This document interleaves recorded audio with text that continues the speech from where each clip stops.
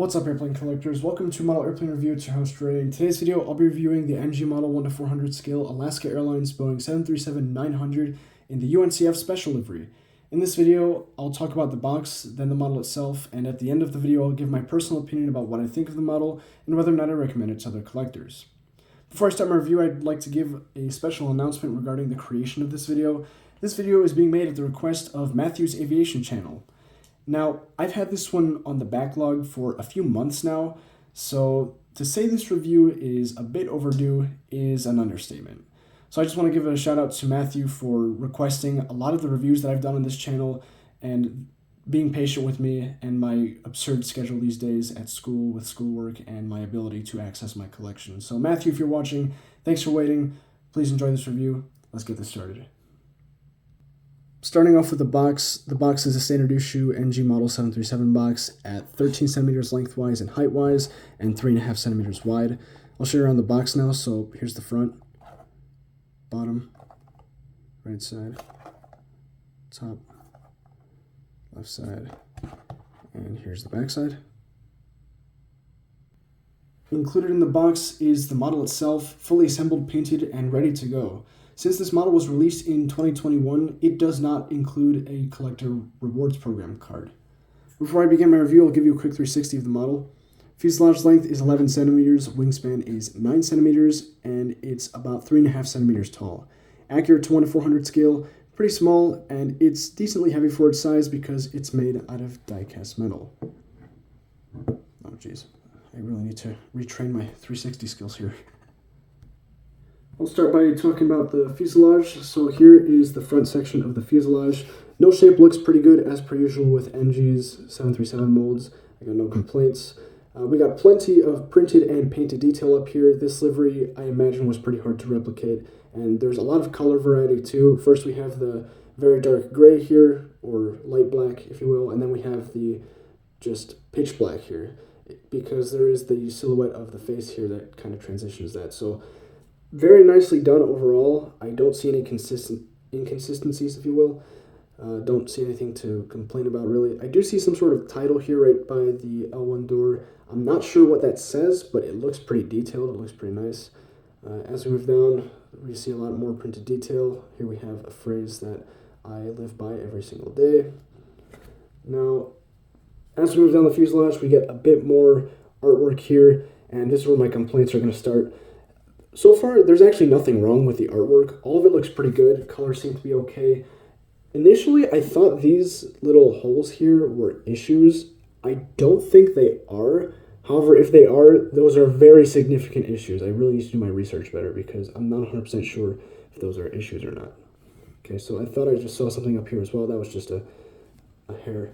Now, something I do notice here is with the orange of the face here, there was a bit of a scratch, very small one, but it was still there. Really, that's the only paint application issue on this side. Aside from that, everything else looks pretty good. And here is the rear section of the fuselage. Overall, pretty solid job, just that little paint issue is a minor thing. Here's the vertical stabilizer, it looks pretty good. Molded detail for the rudder looks nice. Kind of hard to see with the black paint. The Alaska title with the dark gray looks really cool in my opinion. No paint application issues up here, no complaints up here. Very good work. Here's the right side of the aircraft. The design of the livery on the right side of the aircraft is a bit different from the left side. However, I don't really have any complaints about this side either. I don't notice any paint application issues or inconsistencies like the one I saw on the left side. So overall, the right side is a little bit better than the left side, and I really don't have that many complaints or any complaints at all about the fuselage. Moving on to the wings are very nicely detailed. We've got plenty of printed, painted, and molded detail. Printed detail in the form of the overwing markings here. All of that looks pretty good. No complaints. I don't see any inconsistencies anywhere to complain about anyway. Painted detail, we've got the metallic gray on the leading edge slats. That looks pretty good and consistent. No complaints. And molded detail in the form of very clearly defined control surfaces. The wings are very nice on this model. As for the scimitar tips, they are fabulous. They're pretty sharp too, so you gotta be careful when handling the model. On the outside, they're just painted black with their metallic paint on the leading edges. But on the inside, you do get the Alaska logo there. If you can see that, that'd be great. There you go. All right, so you do get that Alaska logo in there. It looks pretty good. The angle at which the cimeters are placed is also accurate as well, so the wings on this model are very nicely done. The bottom of the wings, they're not as detailed. There is no printed detail down here, but the molded detail and painted detail is definitely not lacking down here either. Moving over to the tail section, here we can see the horizontal stabilizers. These look pretty good. There's not that much detail on there. There's not that much detail to put on there regardless. No issues that I can find, nothing to complain about, so solid job. I'll move under here, and geez, this thing is covered in dust. I gotta dust my models more frequently. Yeah, I don't really see anything that's out of the ordinary or necessarily wrong, if you will. So yeah, solid work, no complaints. Forgot to mention the APU. It's just a gray blob back here. It's nothing too detailed, but the APU shape is nicely depicted there. Moving on to the engines on this model are fabulous. You can see that the exhaust nozzles are very nicely painted in a dark metallic gray. Looks good. Here we have the UNCF logo and the UNCF title right there. That looks pretty good. Here's what the fan blades look like, painted in dark metallic gray as well. That looks pretty good. Printed detail on the bottom of the engines is quite extensive. If my camera would focus, that'd be excellent. There we go. Printed detail looks pretty extensive. The engine strakes also look pretty good. Engines are very solid on this model. Moving on to aerial features, this model features 3D antennas and sat domes. On the top of the aircraft, we have two antennas, a large one here and a small one here, and a single sat dome up here. All of these look pretty good. I don't remember my model having any broken parts, but I do remember seeing a few of them with broken antennae and whatnot.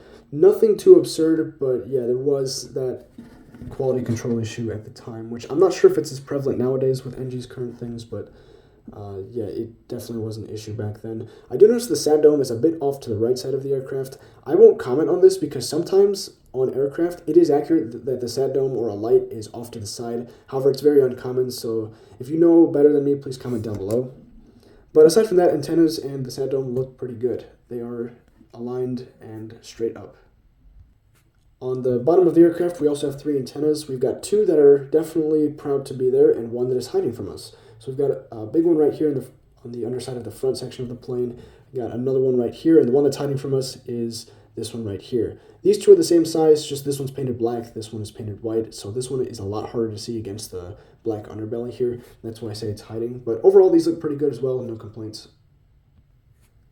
Landing gear on this model are also pretty good. A detail that I really appreciate about the landing gear on this model, you can see that the outside of the rims are painted black. This is accurate, but on top of the rims being painted black to match the underbelly of the aircraft, you can also see that the top edge of the gear door here is also painted black, which that is definitely a hard detail to incorporate, which I greatly appreciate. It's very good.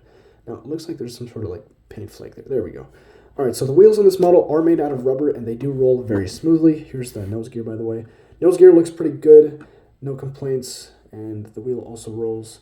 So the landing gear on this aircraft are pretty nicely detailed. They are ever so slightly bent forward towards the front of the aircraft, but with the way the aircraft sits on the ground, the nose is going to be a little bit lower than the main gear. So when it's on the ground, the main landing gears are going to be standing straight up. That's not entirely accurate, but it doesn't affect the stability of the aircraft.